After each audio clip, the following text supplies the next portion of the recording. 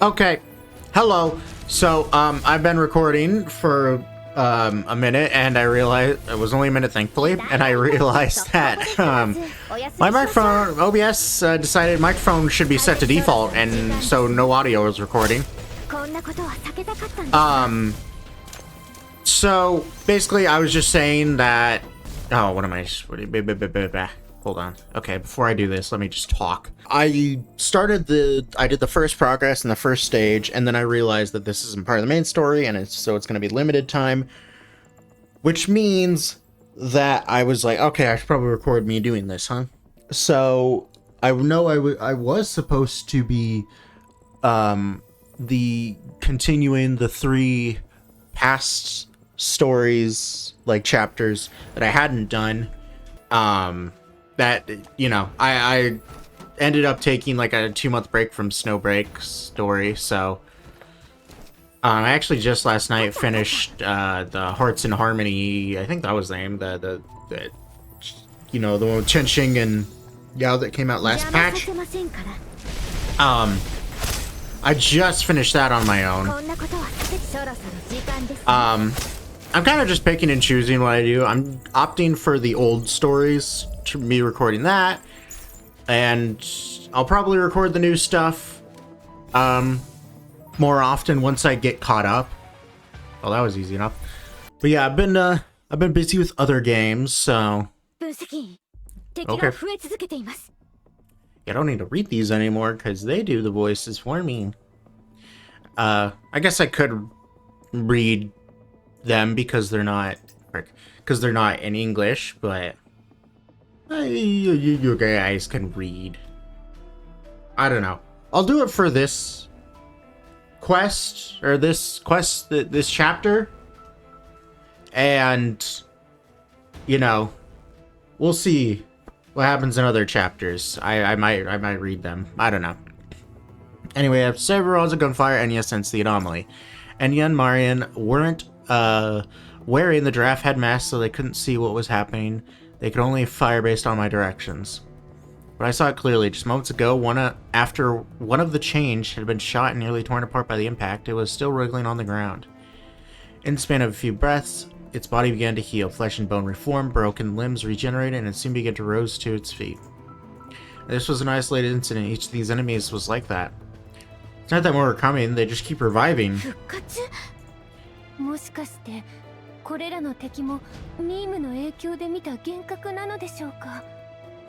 Faced with enemies that refused to stay dead, Enya and Marian moved closer to me, waiting for my next orders.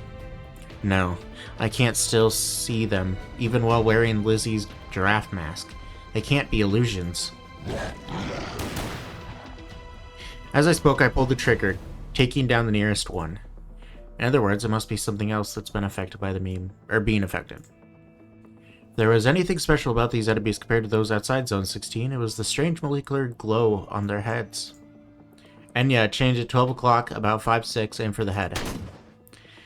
Gave the order, Enya raised the gun, 2 shotgun blasts rang out, piercing the target's head before it fell flat on its back. As it fell, I clearly saw a beam of colorful light come from the distance, entering the changed body. In the blink of an eye, its head quickly healed, and the eerie glow returned. Alright, let's push through toward 1 o'clock.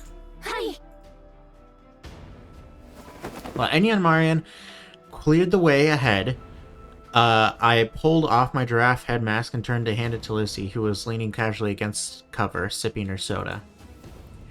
My lips twitched with amusement at the sight, squeezing her arm and soda can into her giraffe mask, raising the soda can from within it.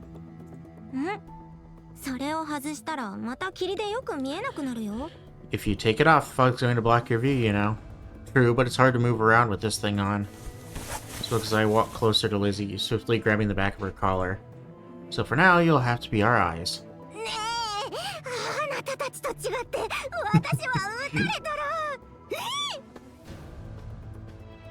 I didn't mean to scare her, but if I let her keep blathering on, the enemy would close in on us. Without giving her a chance to react, I yanked her from behind cover while shielding her with my body, pulling us both toward the path ahead. Aside from their ability to revive, these changed weren't anything special. With our combined firepower, We quickly tore a hole through their encirclement. Lizzie, panting behind me, struggled to keep up, but thankfully she kept calling out directions, helping us navigate through the fog. Before long, we reached the source of the light. There before us was a strange, glowing, swirling vortex of light hovering within the fog. I think so. It's the same color as we saw on the enemy's heads. As we approached, we could finally see it more clearly. The swirling light vortex had dozens of faint beams extending from it, each one connected to one that changed we had just fought.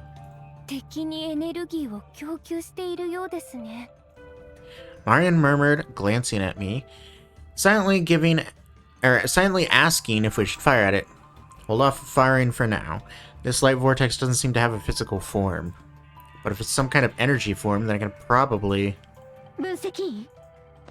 Before I could act, Enya and Marion suddenly grabbed my hands from either side at the same time.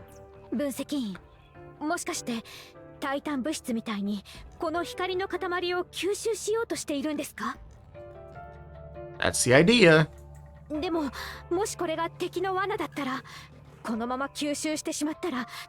You guys bring a point.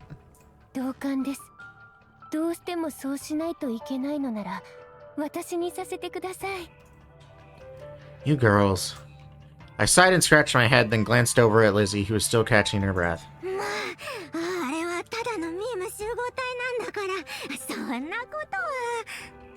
Before she could finish, the friendly stares from Enya and Marion made her immediately slow the rest of her words.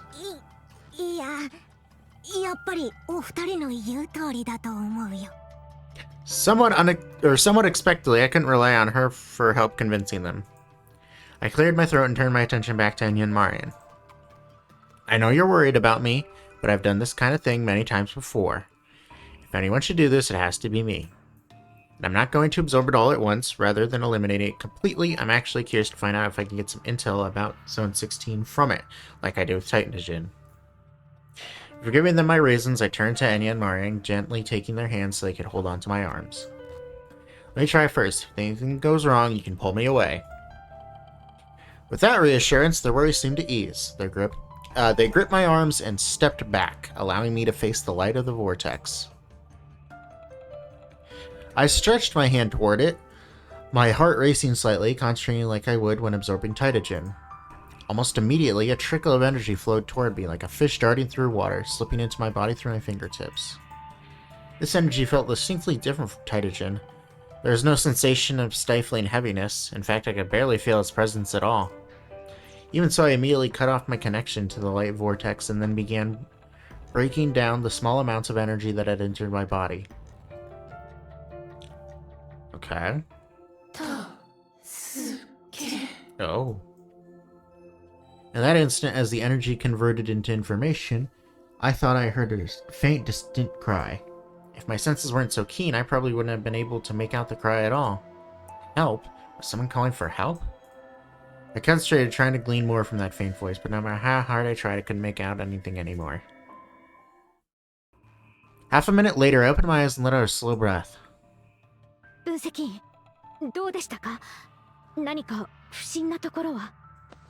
Anya's gaze was full of concern. I gently patted her hand to reassure her. Everything's fine. I could reach the information contained in the energy. It's like someone is crying out for help. It's just a fragment of the message. I'm not entirely sure, but it does sound like a cry for help. One thing I can be sure of is that this light vortex isn't made of Titanogen. The energy it contains is much weaker. After watching me absorb the energy from the light vortex, Lizzie seemed more intrigued by what was going on. But according to your theory, this meme should carry a lot more information, yet I didn't get anything useful from the light vortex. Lizzie tilted her head and circled around me as if studying me, but failed to notice anything unusual. Having gotten used to her pattern of being reliable one minute and scatterbrained the next, I simply shrugged. Just as we continued investigating light vortex, Marion suddenly raised her gun and aimed behind us.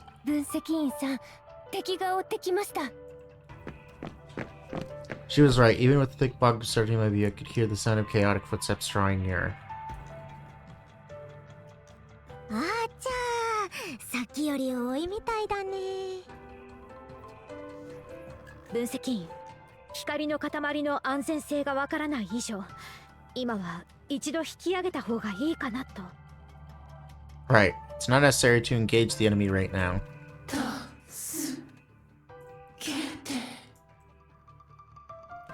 Just as I considered retreating, I heard the cry for help again. A thought crossed my mind. If we retreat now, I might miss the chance to get important intel. Hold on. I want to try absorbing more energy from the light vortex. ですが、円谷さん、ここは分析員さんの判断を信じましょう。Maria nodded at me and I turned to look at Enya, giving her hand a gentle squeeze to reassure her. Marian, please buy me some time. As soon as I spoke, Marian raised her gun, ready to defend against any enemies that might emerge from the fog. Enya, I need you to keep an eye out for any that slip through Marian's defense, and I grabbed her hand tightly again. If anything goes wrong, pull me away as fast as you can. わかりました。分析員のこと、ちゃんと守ります。私は You stay safe and sound and don't get hit by any stray bullets. There were enough spots to take cover for this eccentric character who had already managed to survive in Zone 16 for over half a month. Staying safe shouldn't be a problem. Ignoring Lizzie's loud yelps to frantically search for cover, I turned my attention back to the light and reached out. As my hand focused, the energy flowed into me, no longer a trickle but a rushing surge, flooding my consciousness. Good. It felt just like before, no change in the energy itself. Even so, I still created a mental barrier with my consciousness, isolating myself from the overwhelming torrent of information. In the physical world, I was rapidly breaking down the relentless energy, watching as the light vortex shrank, disappearing completely in less than half a minute. At the same time, the roars of the monsters in the fog suddenly stopped. It seemed that without the light vortex channeling energy into the surroundings, the creatures had finally fallen. I let out a sigh of relief and turned to look at Enya, who was still holding onto my arm. Enya, we need to... Enya's eyes widened in a panic and stared at me. I suddenly realized that the words I had just spewed were nothing more than jumbled nonsense.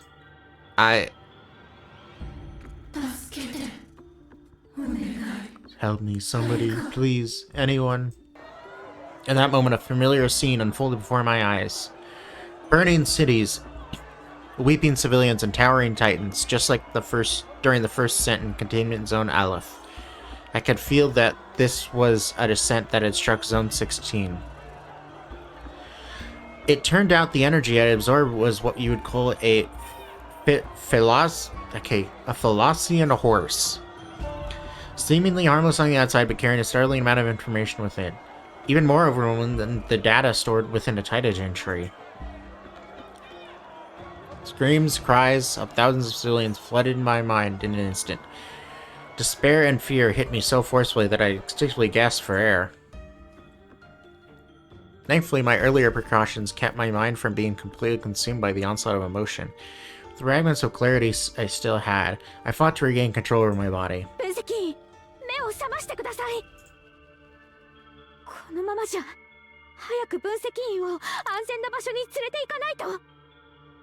Her voice calling my name, a surreal feeling washed over me.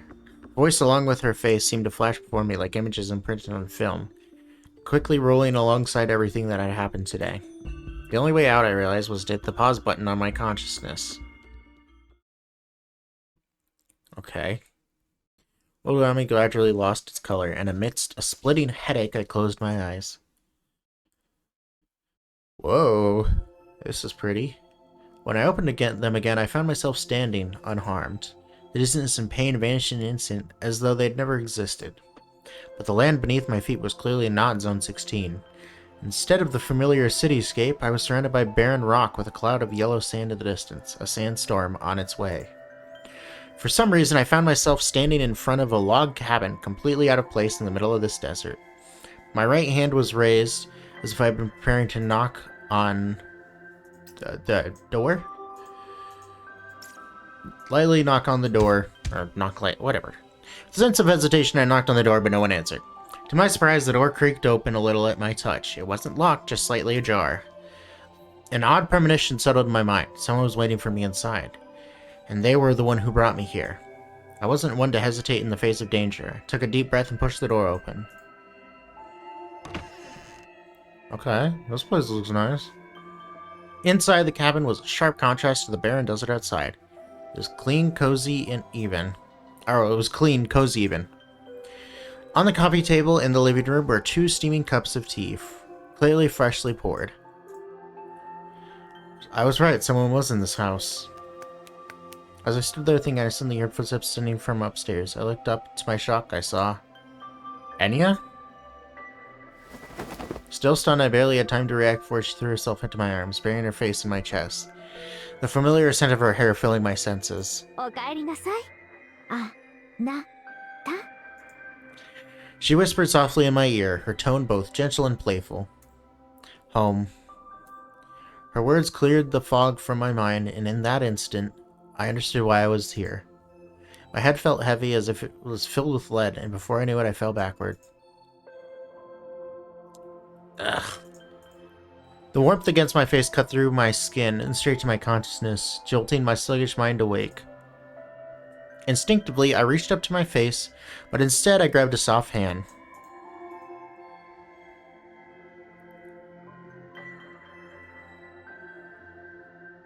I love the music of this. Very, very soothing. And as always, the art is very pretty as well. It was a familiar voice. Enya? As she turned her hand over to take mine and began gently stroking my hair with the other. How long was I out? I lifted my head slightly, meeting her eyes, which had a mesmerizing amethyst gleam. だいたい30分程度でしょうか。もうオーブンを探してくれるために家を出たっきり全然帰ってこないから心配。Oven. Right. I did leave home to look for one. So it sank in, a sudden series of thoughts and memories appeared in my mind, filling the blanks leading up to the current situation. When we first arrived, Enya and I worked together to build this small wooden cabin piece by piece. Over the next 2 years, we scavenged everything we needed to make it a home. The books on the table were a collection of poetry from Kuru, poet of the last century, found among the belongings of a refugee who hadn't made it. Every night, Enya would read me a short poem before bed. Most of the furniture came from a ruined town about 25 kilometers away. We'd burned through all the jeep's fuel to bring it back. As for the electrical appliances, we did manage to find a few, but the solar panels here could barely power the lights. The rest of the appliances had been left gathering dust.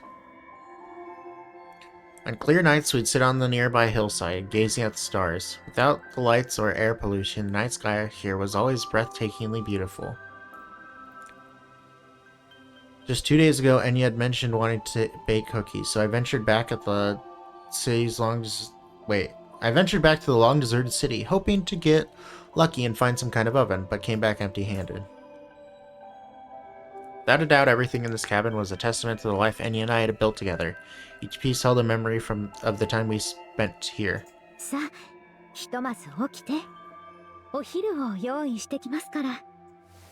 Enya gently rubbed my hair and I leaned into her embrace for a moment, nuzzling against her chest. A peaceful, warm, and blissful routine. This was the life we had been dreaming of.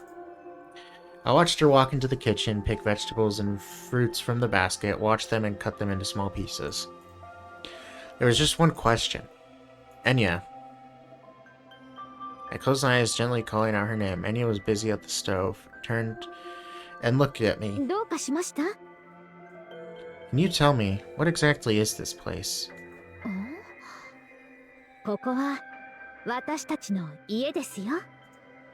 Her smile remained as sweet as it had always been. I felt silent for a moment, then slowly shook my head. I mean, what is this place that our home exists in? A safe place, right? Gave the answer before she could respond. She froze for a moment, then slowly nodded in agreement. I knew it. There was no way she could have realized.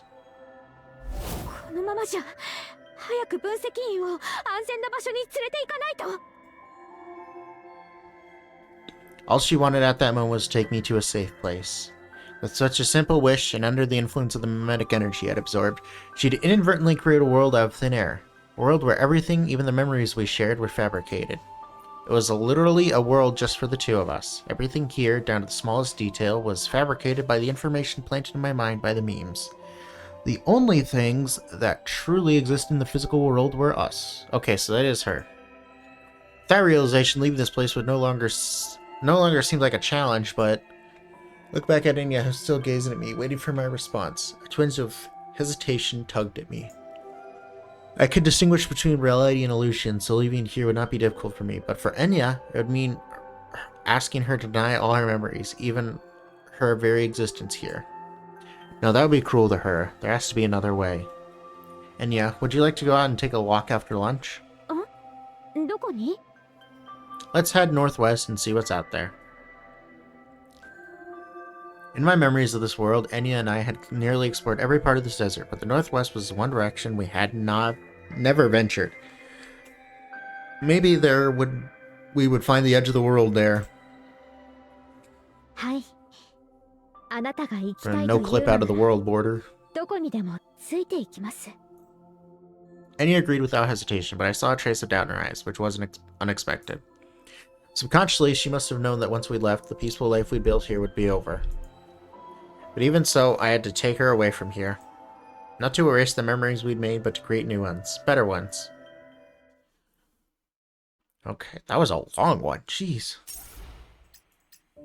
Okay. Heart's Core. Let's see. What do each here and why not? Probably should sit up. Oh wow. What the heck? Okay. Oh. A rift. Okay. Whoa.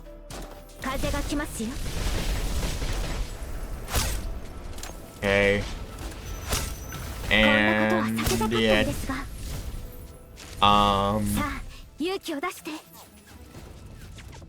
Okay. Where? Okay, here's one. You guys frick off? Oh, what the heck? Okay. I did not realize the enemies I was facing. Okay, come on.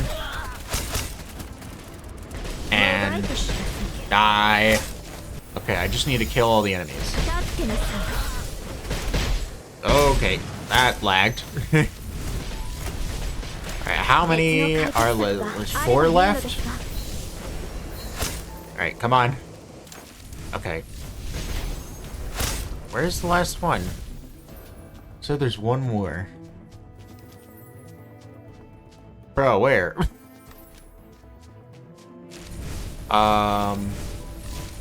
What's up here? Okay, that's probably where I'm like supposed to go after, but I'm not sure. Oh my god, my freaking stamina. I'm not sure where this last enemy is, I'm being honest. There we are. Just shoot off your backpack. Oh, that was it? Oh, okay. I was gonna explore more, bruh. Maybe we'll explore the rest of that. And, next one. Next stage. And it is... Okay, can I tug? I like me some tugging. I'm already... yeah, this will probably end the episode. Because I'm already nearly at 30 minutes, and, yeah, that first bit of story took a long time. Okay. Oh no. Bop. Bop. There we go. Oh, okay. And there we go. Alright, escort it. Ooh, let me grab that. Come on. Owie, don't run me over. And we're gonna nuke him. Bah! Wait, you guys arrived. Oh no. Okay, easy. And because we're almost there, so probably just one more thing of enemies and then mission completed. I imagine. Hopefully there's some puzzles in these missions, because I know in the newer ones they've been adding like little fun mechanics instead of just combat. So I hope that's the case. Especially since this is Dreamland, so puzzles would make sense. We will do that one. We'll try and do these things next time, and then... well, we'll see what happens. I'll try and do, like, these 4. You know, this might be a lot for one final part, but we'll see. Yeah, we'll try and make this one a 3-parter. Usually they're a 4-parter, but I'll try and make it a 3-parter. Not sure. But, yeah. Thank you for watching. I hope you enjoyed this Snowbreak video. And, you know, I have a whole playlist of Snowbreak videos, so check that out. I have a whole playlist of a bunch of different games, so go check those all out. And, yeah, subscribe if you haven't already, and I'll see you in the next one. Goodbye.